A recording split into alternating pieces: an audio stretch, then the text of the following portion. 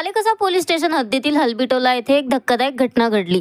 राजकुमार फत्तू मेश्राम वय 48 वर्षे, राहणार हलबीटोला, तालुका सालेकसा, जिल्हा गोंदिया याचा त्याच्या पत्नीनेच मारहाण करून खून केल्याचा आरोप आहे। सदर प्रकरणात आरोपी पत्नी रामकला राजकुमार मेश्राम वय 36 वर्षे व मृतक राजकुमार यांच्या घरी दारू पिऊन येतोस म्हणून कडाक्याचे भांडण झाले। तिने आरडाओरडा करत गोठ्यात असलेला लाकडी बासाचा मजबूत दांडा घेऊन आपल्या पतीच्या डोक्यावर मारला। राजकुमार गोठ्यात पडून राहिला।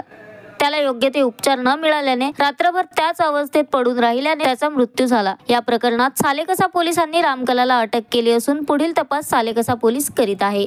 Sunil Kawde, the sting operation news, Gondia.